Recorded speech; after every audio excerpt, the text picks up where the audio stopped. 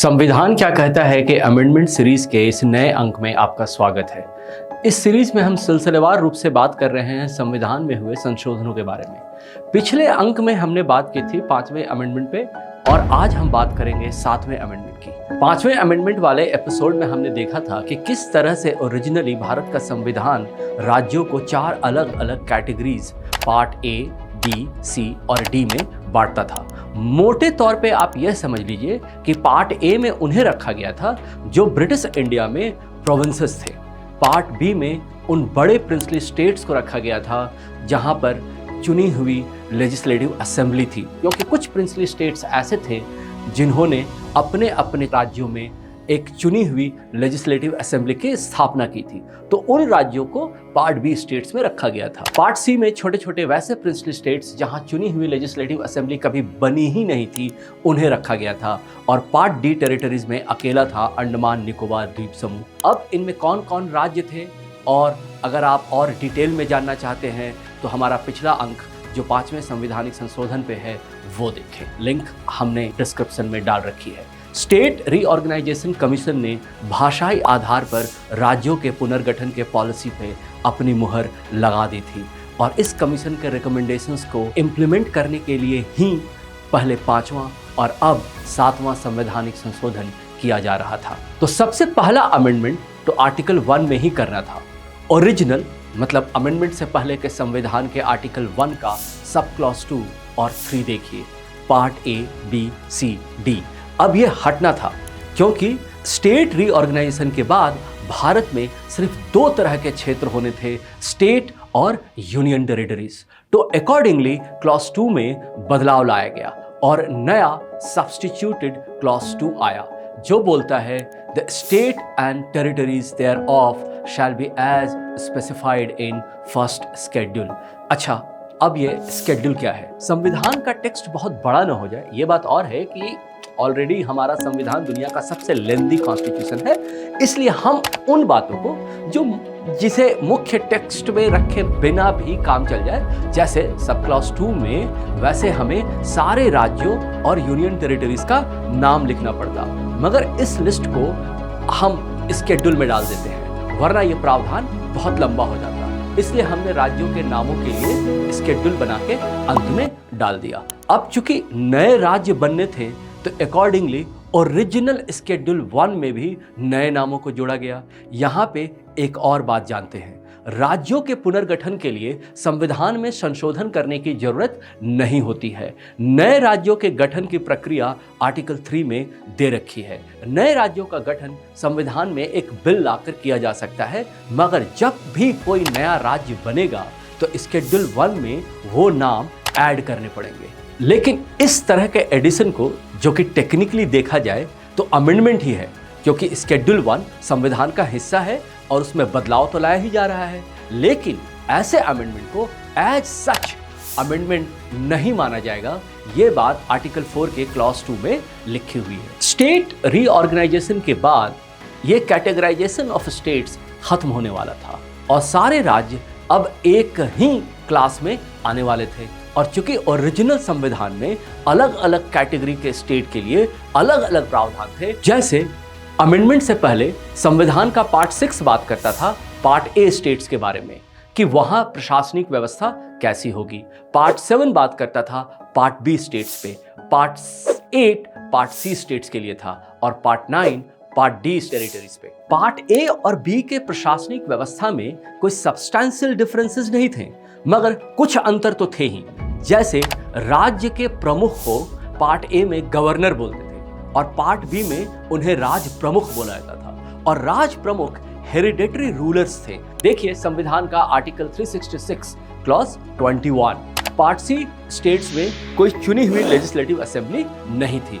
अब सारे राज्यों में एक यूनिफॉर्म यानी समान प्रशासनिक व्यवस्था बननी थी, क्योंकि जैसा मैंने बताया राज्यों की अलग अलग कैटेगरीज खत्म होने वाली थी, और अब भारत में प्रशासनिक उद्देश्य से सिर्फ 2 तरह के क्षेत्र होने थे, राज्य और यूनियन टेरिटरीज या केंद्र शासित प्रदेश। सारे राज्यों के प्रशासनिक व्यवस्था को उसी लाइन पे लाना था जैसी ओरिजिनल संविधान में पार्ट ए स्टेट्स के लिए थी। सभी स्टेट्स में अपनी अपनी लेजिस्लेटिव असेंबली होनी थी, सारे स्टेट के एग्जीक्यूटिव हेड को गवर्नर नाम देना था, हेरिडेटरी राज प्रमुख अब खत्म होने वाले थे। तो 7वें संवैधानिक संशोधन में पार्ट 7 जो कि पार्ट बी स्टेट्स के लिए था, उसमें दिए गए सारे प्रोविजंस ओमिट कर दिए गए। साथ ही आर्टिकल 366 क्लॉज 21 जो बतलाता था राज प्रमुख कौन होंगे, उसे भी साथ साथ डिलीट कर दिया गया। तो 7वें संशोधन ने इस नई व्यवस्था को संविधान में एडॉप्ट करने के लिए अकॉर्डिंगली बहुत सारे फॉर्मल और कॉन्सिक्वेंशियल अमेंडमेंट संविधान के विभिन्न प्रावधानों में किए। जहां part A, part B, part C, part D mention थे, उन्हें हटाया गया और उनकी जगह अकॉर्डिंगली स्टेट्स या यूनियन टेरिटरीज लिखे गए।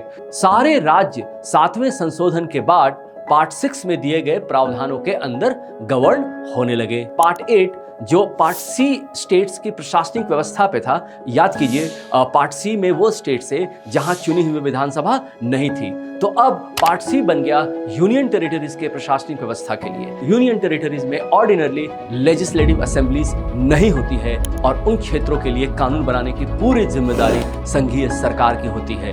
कालांतर में जब संसद ने यह डिसाइड किया कुछ यूनियन टेरिटरीज में चुनी हुई लेजिस्लेटिव असेंबलीज या विधानसभा भी होगी, तो उसके अनुरूप संशोधनों के द्वारा पार्ट 8 में नए प्रावधान जोड़े गए। और अब पार्ट 9 की जरूरत नहीं रही, क्योंकि अंडमान निकोबार भी बाकी यूनियन टेरिटरीज की तरह पार्ट 8 में दिए गए प्रावधानों से गवर्न हो जाता, तो इसके प्रोविजंस ओमिट कर दिए गए।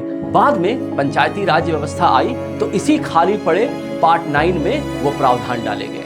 क्योंकि राज्यों के पुनर्गठन के बाद इनकी सीमाएं बदल गई थी, तो उसी हिसाब से लोकसभा और राज्यसभा के सीटों के बंटवारे को भी रीएडजस्ट करना था। तो इस तरह के फॉर्मल अमेंडमेंट की भी जहां जहां जरूरत थी की गई। जैसे स्केड्यूल 4 में जो राज्यसभा में विभिन्न राज्यों को कितनी सीट मिलेगी की संख्या देती है, वहां भी अकॉर्डिंगली बदलाव लाए गए। 7वें संशोधन में कुछ बदलाव हाईकोर्ट से रिलेटेड मुद्दे पे भी किए गए। जैसे आर्टिकल 216 में पहले एक प्रोवाइजो था जो बोलता था कि हाईकोर्ट में जजों की संख्या उससे ज्यादा नहीं होगी जो प्रेसिडेंट अपने ऑर्डर से फिक्स करेंगे। ये प्रोवाइजो पूरी तरह से डिलीट कर दिया गया, क्योंकि ये माना गया कि इसके कारण जब भी किसी हाईकोर्ट में जजों की संख्या बढ़ानी होगी तो प्रेसिडेंट को ऑर्डर पास करके पहले उस हाईकोर्ट में निर्धारित जजों की संख्या को बढ़ाना होगा। इसे एक अननेसेसरी स्टेप माना गया, इसलिए ये प्रोवाइजो पूरी तरह से हटा दिया गया। फिर दूसरा बदलाव आर्टिकल 220 में किया गया। पहले था कि हाईकोर्ट के जजेस रिटायरमेंट के बाद किसी भी कोर्ट में प्रैक्टिस नहीं कर सकते थे। अब यह किया गया कि वो सिर्फ उन हाईकोर्ट में जहां वो जज थे वहां प्रैक्टिस नहीं कर पाएंगे, किसी दूसरे हाईकोर्ट या सुप्रीम कोर्ट में वो दोबारा से प्रैक्टिस शुरू कर सकते थे। एक और बदलाव लाया गया कि पहले किसी जज को अगर एक हाईकोर्ट से दूसरे हाईकोर्ट में ट्रांसफर करते थे तो उन्हें कुछ अलाउंसेस देने पड़ते थे। ये गैर जरूरी माना गया और आर्टिकल 222 के इस क्लॉज को भी हटा दिया गया। लेकिन फिर संविधान के 15वें संशोधन में इसे वापस भी ले आया गया। फिर आर्टिकल 224 जो सरकार को रिटायर्ड जजों को वापस हाईकोर्ट में लाने की इजाजत देता था अगर काम बहुत ज्यादा बढ़ गया तो, अब इसमें भी बदलाव किया गया और अब नए क्लॉज में रिटायर्ड जजों की जगह सरकार को एडिशनल और एक्टिंग जजों की नियुक्ति का पावर दिया गया अगर टेम्पररी उनकी जरूरत महसूस हो तो। नॉर्मली हर एक स्टेट के लिए एक सेपरेट हाईकोर्ट होना चाहिए, मगर कभी कभी एक ही हाईकोर्ट दो या ज्यादा राज्यों के लिए या राज्य के साथ यूनियन टेरिटरीज के लिए भी हो सकता है। तो उसके अनुरूप परिवर्तन लाए गए और अनुच्छेद 230, 231, 232 को सिंप्लीफाई किया गया ताकि यह किया जा सके। इसके अलावा एक और इंपॉर्टेंट अमेंडमेंट लाया गया, क्योंकि स्वतंत्रता के बाद भारत ने मिश्रित अर्थव्यवस्था को अपनाया था और मिश्रित अर्थव्यवस्था की पॉलिसी में राज्य खुद बहुत सारे व्यापारिक क्षेत्रों में सरकार का एकाधिकार स्थापित कर रही थी। तो एक कंफ्यूजन आ रहा था कि क्या सरकार को किसी क्षेत्र में व्यापार करने के लिए एक्सप्रेस लेजिस्लेटिव अथॉरिटी की जरूरत है। मतलब पहले रेलेवेंट लेजिस्लेटिव बॉडी, जैसे अगर राज्य सरकार हो तो विधानसभा या केंद्र सरकार हो तो लोकसभा, को अलग से एक कानून पास करके सरकार को उस क्षेत्र में व्यापार करने का पावर मिले तभी वो व्यापार कर सकती है, या क्या वो संविधान में दिए गए एग्जीक्यूटिव पावर के एक्सरसाइज से भी व्यापार कर सकती है। हालांकि इस सवाल पे राम जवाया कपूर केस ने निर्णय दे दिया था कि व्यापार के लिए स्पेसिफिक लेजिस्लेशन की जरूरत नहीं है। फिर भी एक कंफ्यूजन था कि राज्य या केंद्र सरकार क्या सिर्फ उन्हीं क्षेत्रों में एग्जीक्यूटिव पावर के इस्तेमाल से व्यापार कर सकते हैं जिन क्षेत्रों में उन्हें शेड्यूल 7 में कानून बनाने का अधिकार दे रखा हो, या वो उन क्षेत्रों में भी व्यापार कर सकते हैं जहां पे उन्हें कानून बनाने का पावर नहीं है। इस कंफ्यूजन को दूर करने के लिए आर्टिकल 298 को सूटेबली अमेंड किया जाता है और यह क्लियर किया गया कि राज्य और केंद्र सरकार एग्जीक्यूटिव पावर के इस्तेमाल से व्यापार कर सकते हैं। फिर शेड्यूल 7 जो केंद्र और राज्य सरकार के बीच विधायी क्षेत्रों का बंटवारा करती है, उसमें भी बदलाव लाए गए। उन बदलावों के बारे में हम बात करेंगे अगले एपिसोड में। अभी के लिए इतना ही। अगर आपने हमारा चैनल सब्सक्राइब नहीं किया है तो प्लीज कर लीजिए, और अगर आपको ये एपिसोड्स पसंद आए तो उसे अपने दोस्तों को फॉरवर्ड करना न भूलें। Bye bye, thank you for watching.